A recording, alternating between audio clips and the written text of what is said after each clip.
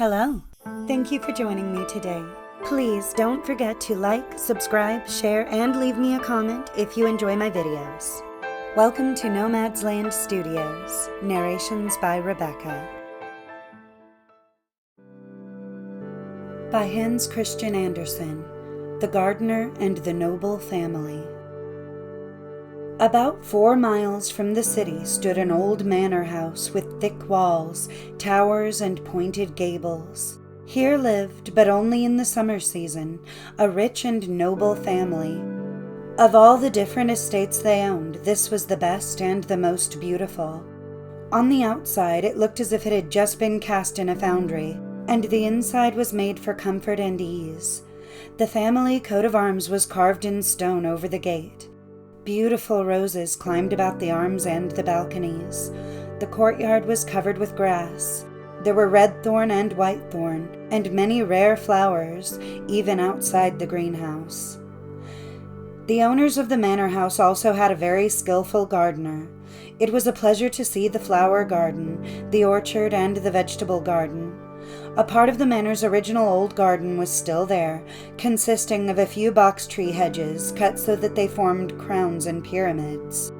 Behind these stood 2 old mighty trees, almost always without leaves, and one might easily think that a storm or a waterspout had scattered great lumps of dirt on their branches. But each lump was a bird's nest.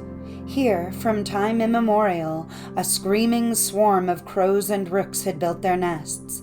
It was a regular bird town, and the birds were the owners, the manor's oldest family, the real lordship.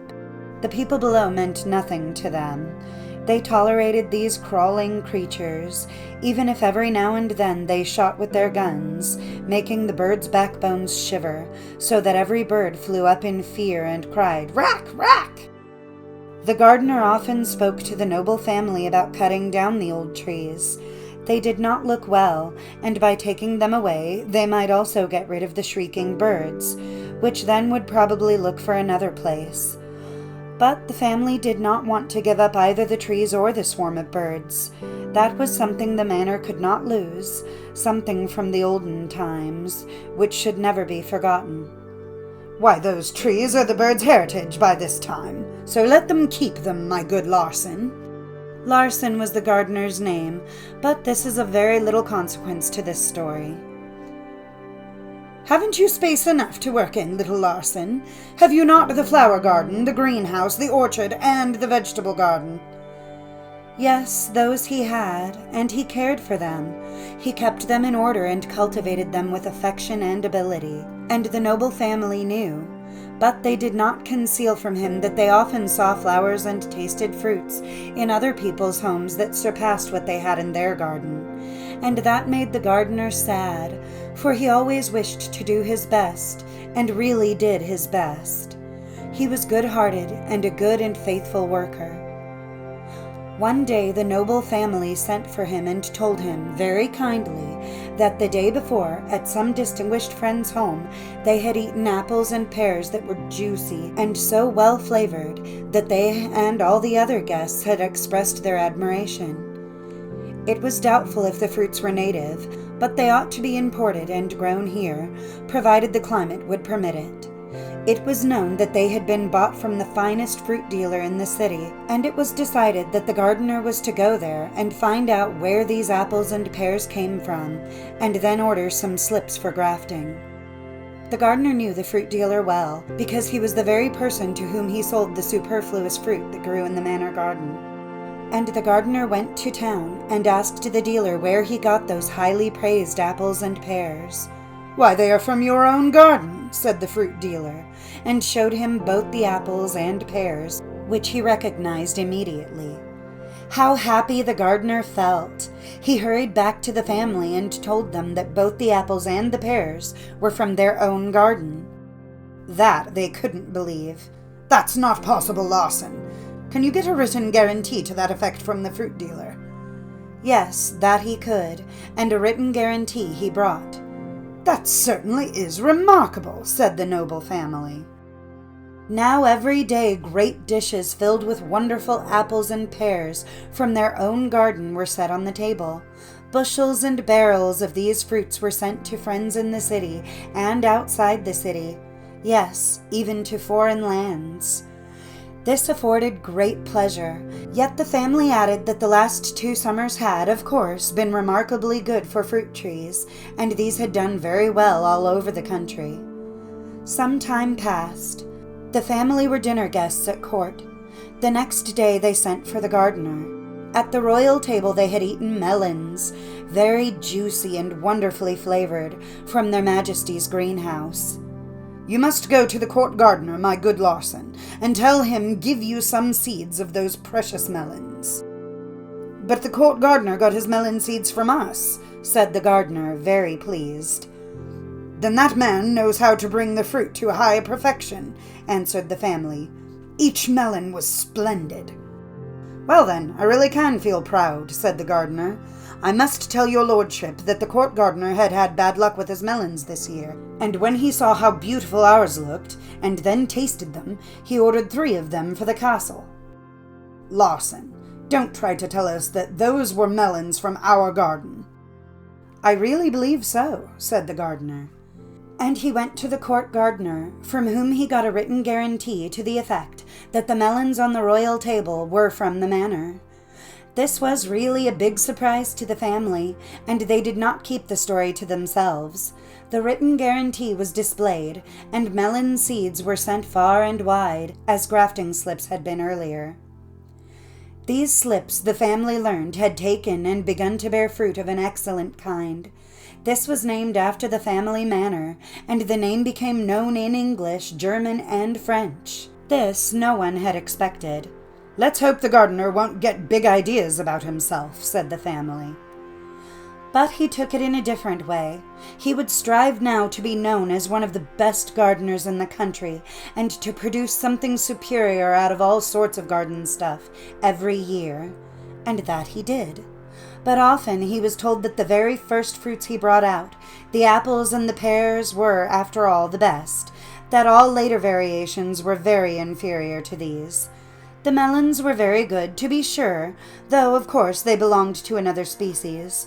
His strawberries might be called delicious, but no better than those grown by other gardeners. And when one year his radishes did not turn out very well, they spoke only of the unsuccessful radishes, and not about all the other fine products he had developed. It almost seemed as if the family felt a relief in saying, "It didn't go well this year, little Larsen." Yet they seemed quite happy when they said, "It didn't go well this year." Twice a week the gardener brought fresh flowers up to their drawing room, always arranged with such taste and artistry that the colors seemed to appear even brighter. "You have good taste, Larsen," said the noble family, "but that is a gift from our Lord, not from yourself." One day the gardener brought a large crystal bowl. In it floated a water lily leaf, upon which was laid a beautiful blue flower as big as a sunflower. "The lotus of Hindustan!" exclaimed the family. They had never seen a lotus flower before. In the daytime it was placed in the sunlight, and in the evening under artificial light. Everyone who saw it found it remarkably beautiful and unusual. Yes, even the most high-born young lady in the country, the wise and kind-hearted princess, said so. The family considered it an honor to present her with the flower, and the princess took it with her to the castle. Then they went down to their garden to pick another flower of the same kind, but none was to be found. So they sent for the gardener and asked him where he got the blue lotus flower. "We have been looking for it in vain," they said. "We have been in the greenhouses and round about the flower garden." "Oh no, it's not there," said the gardener. "It is only a common flower from the vegetable garden. But look, isn't it beautiful? It looks like a blue cactus, and yet it is only the flower of the artichoke." "You should have told us that immediately," said the noble family. "Naturally, we supposed it was a rare foreign flower. You have ridiculed us to the young princess. She saw the flower in our house and thought it was beautiful. She didn't know the flower, although she knows her botany well. But then, of course, that science has nothing to do with kitchen herbs. How could you do it, Larsen? To place such a flower in our drawing room is enough to make us ridiculous." and the gorgeous blue flower from the vegetable garden was taken out of the drawing room, where it didn't belong. Yes, and the noble family apologized to the princess and told her that the flower was only a kitchen herb, that the gardener had had the idea of exhibiting, and that he had been severely reprimanded for it. "That was a shame, and very unfair," said the princess. "He has really opened our eyes to a magnificent flower we otherwise would have paid no attention to. He has shown us beauty where we did not expect to find it. As long as the artichoke is in bloom, our court gardener shall daily bring one of them up to my private room." And this was done. The noble family told the gardener that he could again bring them a fresh artichoke flower. "It is really beautiful," they said, "highly remarkable." And the gardener was praised. "Larsen likes that," said the noble family. "He is like a spoiled child." In the autumn there was a terrific storm. During the night it increased so violently that many of the large trees in the outskirts of the wood were torn up by the roots, and to the great grief of the noble family, yes, they called it grief, but to the gardener's delight, the 2 big trees with all the birds' nests blew down.